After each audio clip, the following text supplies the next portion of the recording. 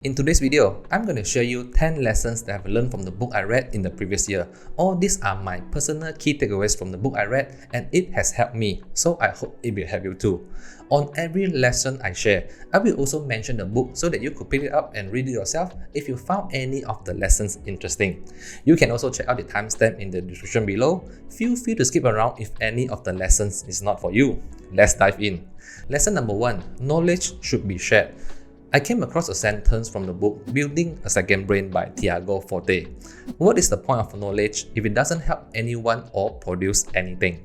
This is one of the reasons why I kept making videos. Although I have a 9-to-5 job and a family to take care, I will still squeeze time to make videos that bring values, share what I've learned from the book I read, and I still believe it is a wonderful thing to do. Knowledge should be shared and you can do it too. Don't just keep it to yourself. Help other people too. Make them shine. Trust me, you will feel crazy good when you know you help someone. Just like when I saw other people comments on my videos saying that they learned something from my videos. The feeling it is so great because I knew my videos helped someone. Someone learned something from my videos. It is not necessary to be on YouTube. Knowledge can be shared in many other ways, right? As long as you have some knowledge in you, it is always great to share with other people. Lesson number 2. Fear defeats you. In this cute little book, I Want to Be Confident, the author shared a quote. Fear defeats more people than any other one thing in the world. Fear is a very powerful emotion. We feel fear when we are dealing with uncertainties, risks, and difficulties. Fear takes away our ability. Even when we are very good at something, we freeze, panic, we run away. We let fear take over without even trying. We are just so worried about the consequences and the failures that might come along with it. But we are going to miss even more if we don't try. Well, I guess everybody knows about this, right? However, there are many ways to deal with fear, but generally I would suggest to write it down. Write down what you fear in any given situation. Help yourself see it. It took me so long to realize how great it is to write things down. You can have a clearer and larger picture about your own feelings, and sometimes you will realize it is not as scary as you thought. Then you will find a way to deal with fear. Just like Jen Sincero mentioned in her book, on the other side of a fear is your freedom. Lesson number 3. Mistakes are the stepping stones of success. Learn from mistakes. We heard it all the time, but let's be honest. It is easier said than done. We don't usually do something when we knew we have the chance of failing. We avoid failure and mistake at all costs. That is human nature. But staying in the comfort zone will not bring us anywhere better. I learned to admit my mistakes, accept my failures, and apologize to other people when I do wrong. I can't really recall what made me change, but what I can say is that it is not that hard to do once you start doing it, and other people will give you more respect and you will learn more. Only by discovering our own mistakes and confess about it, then we will learn how to improve and be better next time. Mistake is not a bad thing. Put aside your ego. We all learn from mistakes, right? You see, if we are always right, what is there for us to learn? What is the reason for us to improve if we are just perfectly good? And we all know that we are not. We all know that we make mistakes sometimes. But to cover it up and hope nobody would ever know, or to accept it, learn and become better, the choice is yours. For this lesson, I would recommend one book, The Right Kind of Wrong by Amy Edmondson. Lesson number 4. Make good use of your alone time. Embrace solitude. This is something that I learned from the book The 5 AM Club by Robin Sharma. The author is just so creative in using his storytelling ability to create a story while conveying a message that we should wake up before anyone else to do what matters the most to us. More precisely, 5 AM, just like the book title. Waking up before anyone else gives us the quiet time to do what matters the most to us without distractions. Exercise, writing journal, reflect yourself, reading, and also planning your day. All this should be done in a quiet and solitude moment where you are away from distractions. As the day goes by, other people start waking up and texting you. Your boss calls you when you're driving to work. You are rushing to finish up your work so that you could pick up your wife after work. And just so much more. We just don't really have time to do what is important to us. And I guess not everybody has the privilege of a quiet 5 AM.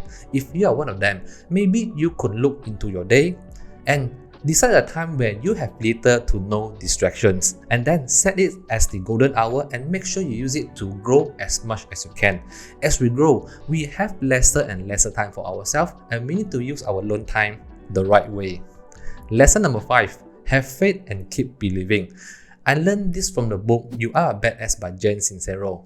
You see, often back in our mind, we don't think that we can make something happen. But the funny thing is that we still work hard for it. We fought for it. The main thing I realized after reading the book is that we need to work our best to achieve what we want, but the result might not come in a short period of time, or it might not be the same as what we desire. But we have to have faith and keep believing that we can make it happen. Don't hold on too tight to the end result. Instead, put your best effort along the journey and the process. Sometimes, we think that it is impossible even if we knew someone out there has already done it. Maybe we should learn from the quote by Audrey Hepburn. Nothing is impossible. The word itself says, I am possible. Lesson number 6. Start tiny. I learned about this in the book Tiny Habits by BJ Fogg.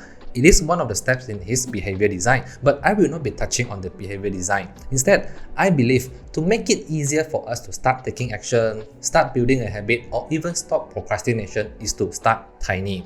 I've talked about this in some of my previous videos. For whatever action you want to take or whatever habits you want to build, you need to start tiny and make it easy to do. My personal example would be reading books. I started by only reading 2 pages a day. Funny, right?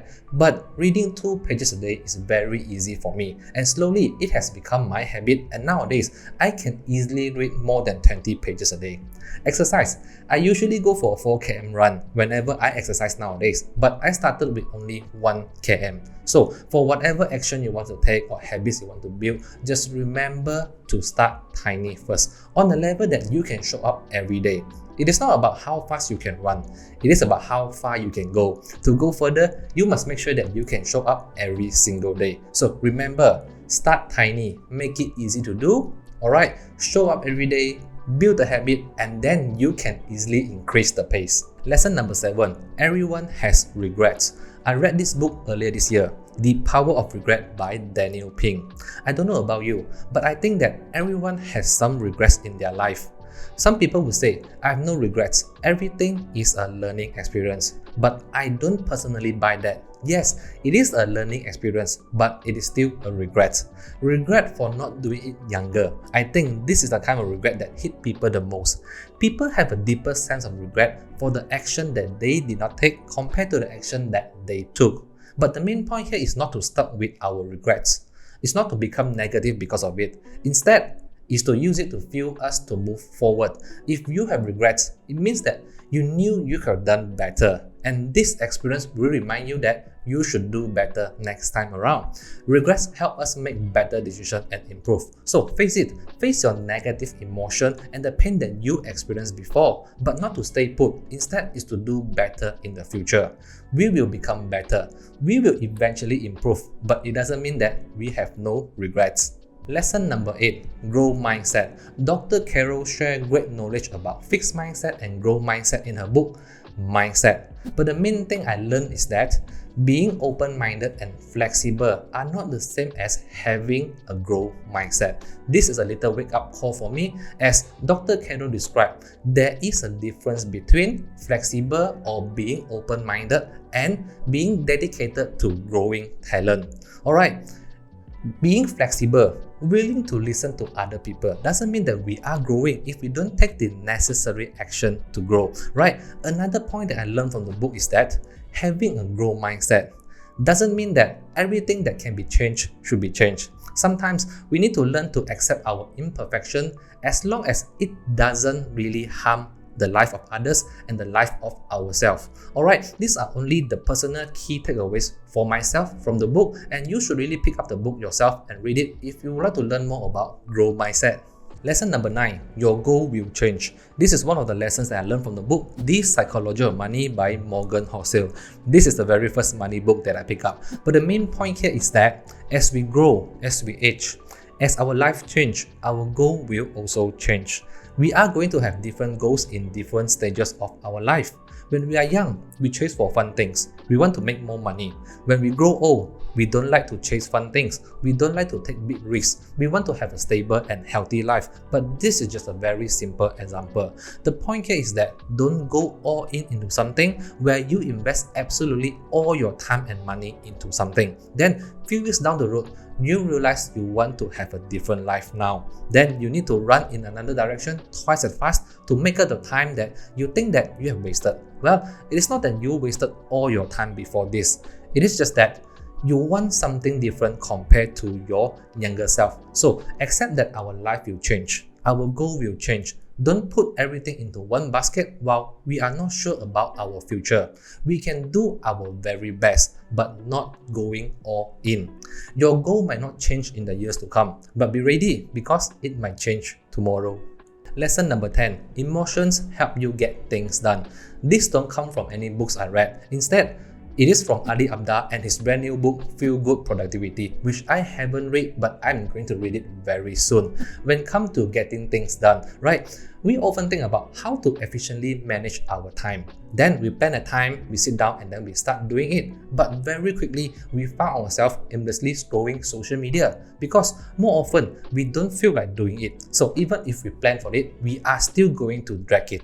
Ali has the idea of making your work fun. It is like making your work enjoyable so that you are more likely to do it. So I will always look into my mood and the emotion that I attach to a particular task to understand why I do something and why I can't seem to start doing something. Alright, these are the lessons that I would like to share from the book I read last year. I thought it would be fun to share to you guys, and in order for me to make this video happen, I need to open up all my book notes that I made earlier this year. But it helped me to refresh my brain on what I've actually learned from the books I read earlier this year. Alright, so I really hope this video served you well. Comment below on which lesson is your favorite, or maybe you can share the life lesson that's so profound to you so that we can learn from each other. Hit the like button if you think this video is helpful, share to your friends and family, and subscribe for more of my future video. I will see you in the next one. Bye bye.